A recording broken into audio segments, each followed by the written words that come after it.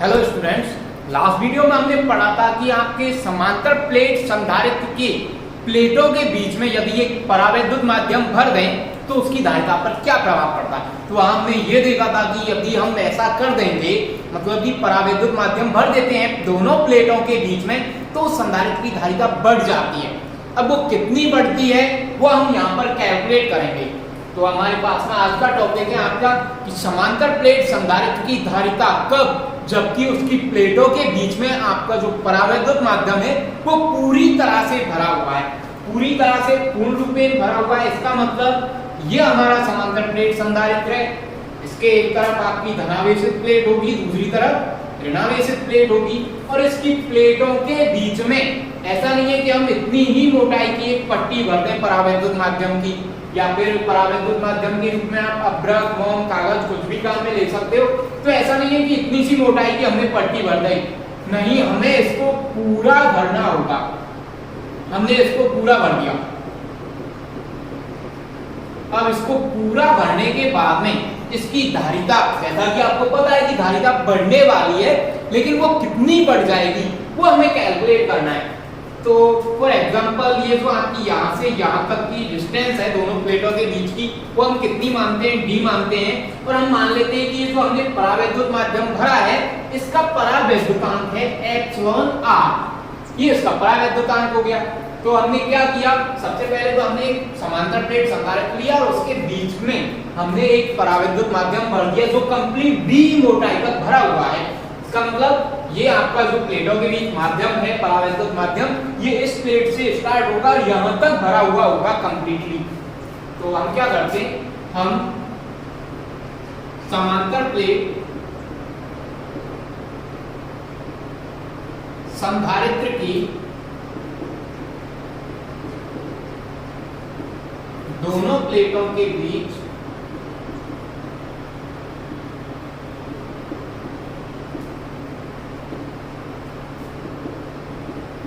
εr परावैद्युतांक वाला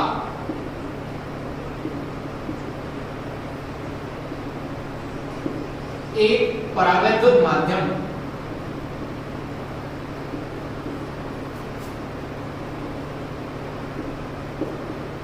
पूरी तरह भर देते हैं।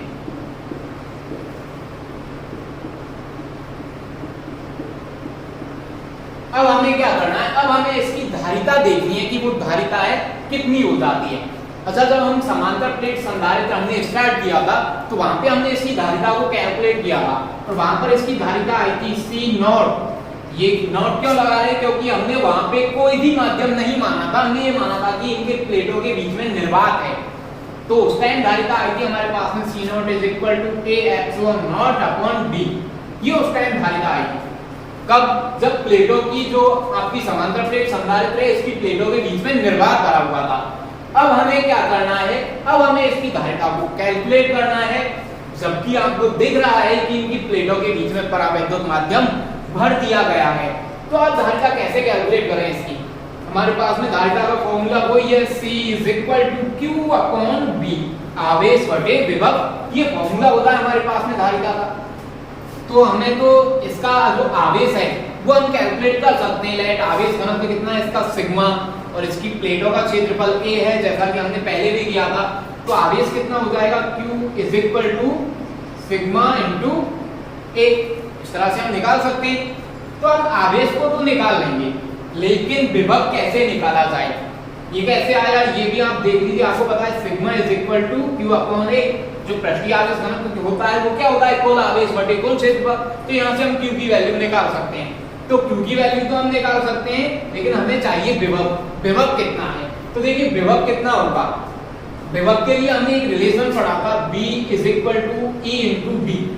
ऐसा हमने समांतर प्लेट संधारित्र के लिए भी किया था विभव निकालने के लिए, कि इसकी प्लेटों के बीच का विद्युत क्षेत्र निकाल दो और उसे दूरी d से मल्टीप्लाई कर दो, तो प्लेटों के बीच में विभव आ जाता है। तो यहाँ पर विद्युत क्षेत्र कितना है, तो अभी जब हमने लास्ट वीडियो देखी थी उसमें हमने पढ़ा था कि जब हम परावैद्युत माध्यम भर देते हैं तो उसके बाद में आने वाला विद्युत क्षेत्र कितना होता है। तो अब प्लेटों के मध्य विद्युत क्षेत्र,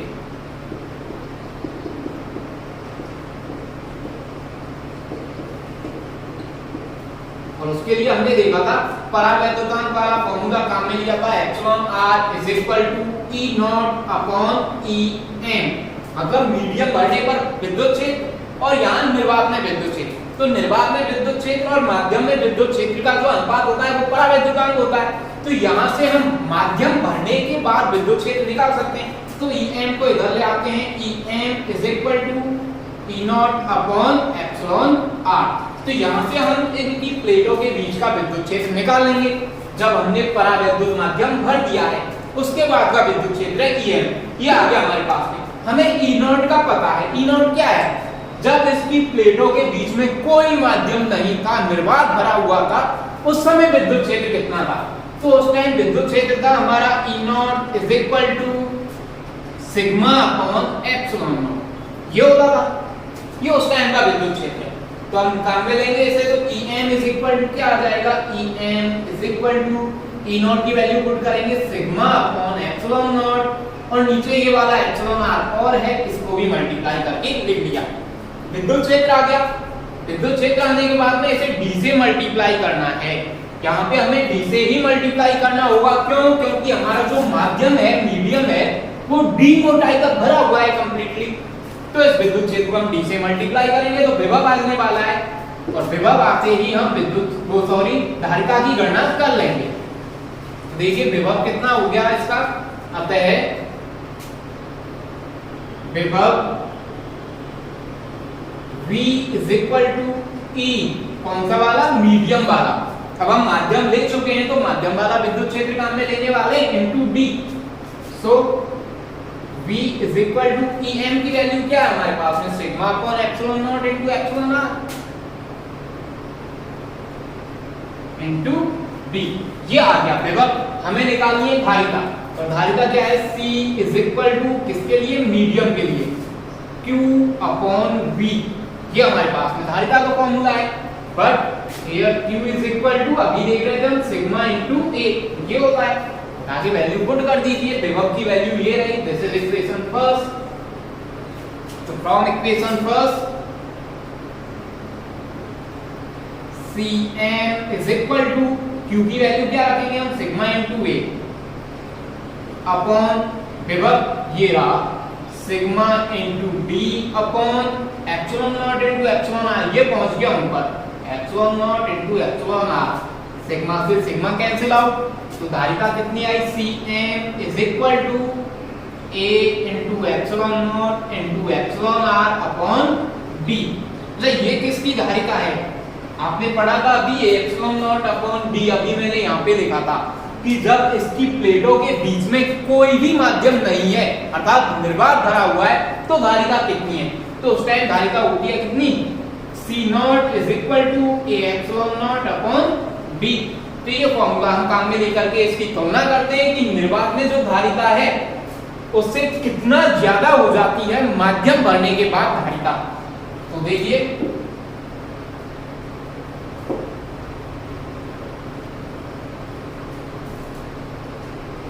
अतः Cm इज इक्वल टू, ये किसकी वैल्यू हो गई? A epsilon naught upon D। ये हो गई C नॉट की वैल्यू, मतलब कि निर्वात में धारिता।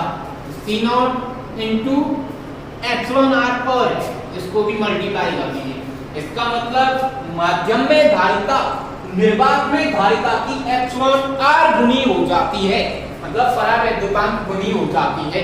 अब जितना हम परावैद्युतांक, जितने ज्यादा परावैद्युतांक का माध्यम भरेंगे उसकी धारिता भी उतनी ही ज्यादा बढ़ जाएगी। और आपने एक चीज देखी थी जब हमने चैप्टर फर्स्ट पढ़ाया था कि आपका जो एप्सिलॉन r है परावैद्युतांक है, इसकी वैल्यू हमेशा 1 से बड़ी होती है। तो 1 से बड़ी संख्या से जब हम C नॉट को गुना करेंगे तो C नॉट से बड़ी संख्या मिलने वाली है। इसका मतलब माध्यम में धारिता हमेशा निर्वात में धारिता से कैसी होगी? ज्यादा होगी। ये हम पहले भी देख चुके थे, लेकिन कितनी ज्यादा होगी? तो वो एप्सिलॉन r गुनी हो जाती है। तो नीचे देखेंगे हम, अतः परावैद्युत माध्यम भरने के बाद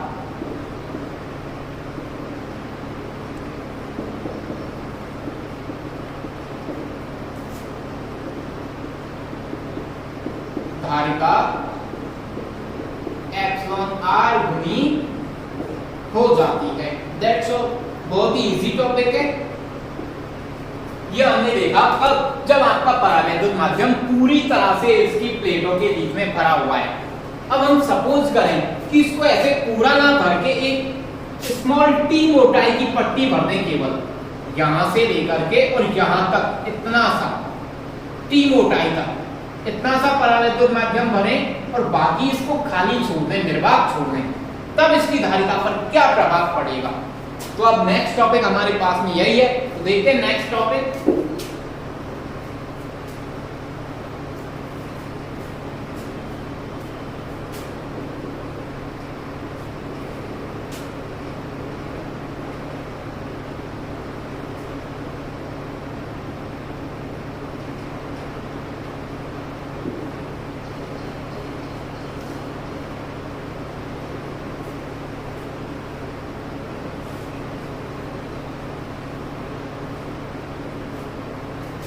तो देखिए स्टूडेंट, ये है हमारे पास में नेक्स्ट टॉपिक, समांतर प्लेट संधारित्र की धारिता जबकि प्लेटों के मध्य परावैद्युत माध्यम पूर्णतः नहीं, अब कैसा भरे, अंशतः भरा हो।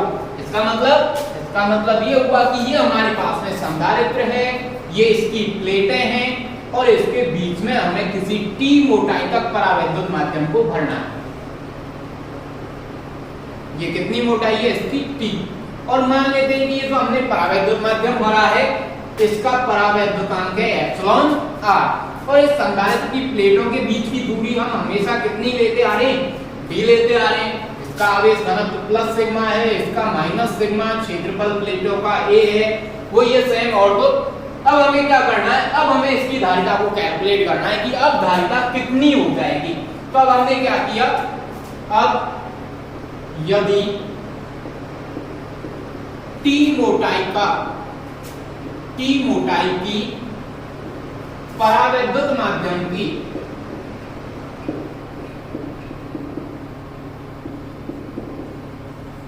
कोई पट्टी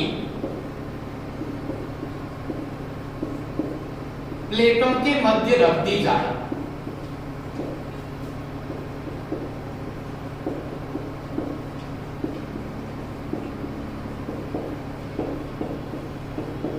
तो अब हमें क्या करना है भाई, इसकी धारिता कैलकुलेट करनी है, और धारिता कैलकुलेट करने के लिए सबसे पहले विभव कैलकुलेट करना होगा। तो विभव कितना होगा, तो आप देख सकते हैं विभव, ये निर्वात में विभव कुछ अलग होगा और इस टी मोटाई की पट्टिका के लिए विभव कुछ अलग होगा। तो कुल विभव हम कैसे निकालेंगे, विभव इज इक्वल टू निर्वात में विभव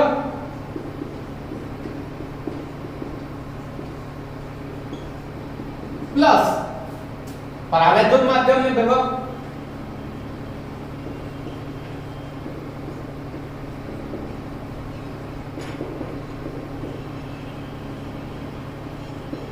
इस तरह से हम विभव निकालने वाले हैं। अब हमें पता है कि विभव तो निकालना है, लेकिन विभव कैसे निकालते थे हम, विभव V is equal to P into D करके ऐसे निकालते थे। मतलब हमें विद्युत क्षेत्र चाहिए और वो विद्युत क्षेत्र कितनी दूरी तक फैला हुआ है वो दूरी चाहिए, उस दूरी से उसको मल्टीप्लाई करके हम विभव निकालते हैं। तो पहले बात करते हैं निर्वात की। तो निर्वात कितनी दूरी तक फैला हुआ है, हमें पता है निर्वात में विद्युत क्षेत्र कितना होने वाला है, सिग्मा अपॉन एप्सिलॉन नॉट होने वाला है, ये हम पहले देख चुके हैं। और इस पट्टी के अंदर विद्युत क्षेत्र कितना होने वाला है, तो इसका विद्युत क्षेत्र होने वाला है sigma upon epsilon naught into epsilon R, अभी देखा था हमने। लेकिन ये पट्टी कितनी मोटाई तक फैली हुई है, टी मोटाई तक, और ये निर्वात कितना बचा हुआ है, तो निर्वात बचता है हमारे पास में d माइनस टी मोटाई का।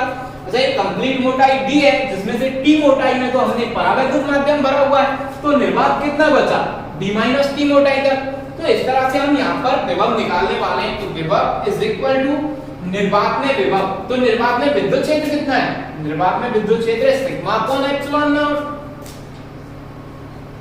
इनटू दूरी कितनी है निर्वात की, तो हमने देखा था दूरी है d माइनस टी, तो into d minus T plus परावैद्युत माध्यम में विभव। तो परावैद्युत माध्यम में विद्युत क्षेत्र कितना है, sigma upon epsilon naught into epsilon R into मोटाई कितनी है परावैद्युत माध्यम की, या फिर इस विद्युत क्षेत्र की दूरी कितनी है। तो ये विद्युत क्षेत्र इस परावैद्युत पट्टी के अंदर है जिसकी मोटाई है t, तो इनटू t, ये हमारे पास में आ गया विभव। आगे इसको सॉल्व कर लेते हैं। v is equal to sigma into D upon epsilon naught minus sigma into T upon epsilon naught plus यहाँ पे sigma into T upon epsilon naught into epsilon R. जो कॉमन आ रहा है वो कॉमन ले लेते हैं। तो हमारे पास में यहां से कॉमन आ रहा है v is equal to sigma सभी में से कॉमन आ रहा है, तो सिग्मा तो हमने सभी से कॉमन लिया, अपॉन एप्सिलॉन नॉट भी सभी से कॉमन आ रहा है, तो sigma upon epsilon not common. यहां पे बचा d माइनस यहां पे बचता है t प्लस यहां बचा t अपॉन एप्सिलॉन r। ये आ गया विभव। हमें क्या निकालना था? धारिता निकालनी है। धारिता C is equal to, this is equation first, but जो धारिता है C वो क्या होती है? C is equal to Q upon V, आवेश बटे विभव। और आवेश की वैल्यू क्या होने वाली है यहाँ पे? वही आवेश is equal to sigma into A। तो रखने value C is equal to Q की वैल्यू रखेंगे हम सिग्मा इनटू A अपॉन विभव ये रहा सिग्मा अपॉन एप्सिलॉन नॉट, ऊपर जाके मल्टीप्लाई हो गया, और यहाँ पे मल्टीप्लाई में हमारे पास में d minus t plus t upon epsilon r। Sigma से सिग्मा कैंसिल आउट, तो धारिता आ गई C is equal to a into epsilon naught upon d minus t plus t upon epsilon r। ये आ गई हमारे पास में धारिता। कब? जबकि इसमें जो परावैद्युत माध्यम है वो अंशतः भरा हुआ है। अब इस फॉर्मूले से हम कुछ एक कंडीशंस देखें। फर्स्ट केस, यदि t इज इक्वल टू 0, इसका क्या मतलब है? इसका मतलब है कि आपके जो समांतर प्लेट संधारित्र था और उसमें आपने t मोटाई की एक पट्टी रखी थी परावैद्युत माध्यम की, उसकी मोटाई को आपने घटाते हुए कितना कर दिया? 0 कर दिया। इसका मतलब यहाँ पे परावैद्युत माध्यम की कोई पट्टी अब नहीं रही, अर्थात अब इन दोनों प्लेटों के बीच में केवल और केवल क्या भरा हुआ है? निर्वात भरा हुआ है। और निर्वात के लिए हमने धारिता कैलकुलेट की थी, C naught is equal to sigma upon A into epsilon naught upon D। ये आया। तो अब देखेंगे हम क्या ये फॉर्मूला हमारा यहां से आ जाता है कि t इज इक्वल टू 0 रखें तो C naught is equal to A epsilon naught upon D आती है या नहीं आती है इस फॉर्मूले से? तो देखिए C is equal to A into epsilon naught as it upon D minus t की वैल्यू क्या पुट करनी है हमें? 0 प्लस अगेन t की वैल्यू पुट करनी है हमें 0, तो C is equal to A epsilon naught upon D। ये आ गई कौन सी वाली धारिता? निर्वात में धारिता। तो इसका मतलब ये हमारा फॉर्मूला करेक्ट है। अच्छा, अभी हमने लास्ट टॉपिक पढ़ा था कि इसमें पूरी तरह से परावैद्युत माध्यम भरा है। तो परावैद्युत माध्यम पूरी तरह से भरा है तो इसके लिए आपकी जो पट्टी की मोटाई है t, वो किसके बराबर हो जानी चाहिए? वो d के बराबर हो जानी चाहिए। तब धारिता कितनी आई थी? तब धारिता आ रही थी हमारे पास में Cm is equal to A into epsilon naught into epsilon r upon D।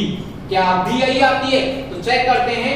Next condition, यदि T is equal to D, इसका मतलब हमारी जो परावैद्युत माध्यम की पट्टी है उसकी मोटाई को बढ़ाते जाते हैं, कितना कर देते हैं? D मोटाई तक कर देते हैं, अर्थात इसकी प्लेटों के बीच में हमने परावैद्युत माध्यम को पूरी तरह से भर दिया है। तो इस कंडीशन में धारिता ये आनी चाहिए, Cm is equal to A epsilon naught into epsilon r upon D। तो चेक करते हैं आती है यानी C is equal to A into epsilon naught as it upon D minus t की वैल्यू पुट करनी है हमें कितनी? D प्लस t की वैल्यू अगेन क्या पुट करनी है? D upon epsilon r। D से ये D कैंसिल आउट, यहाँ पे बचता है D upon epsilon r। Epsilon r को ऊपर लेके जाते हैं तो ये मल्टीप्लाई हो जाएगा, तो C is equal to A epsilon naught into epsilon r upon D। और ये वही धारिता है जो किसके लिए होती थी? माध्यम भरने के बाद में होती थी। तो इस तरह से ये माध्यम में धारिता है।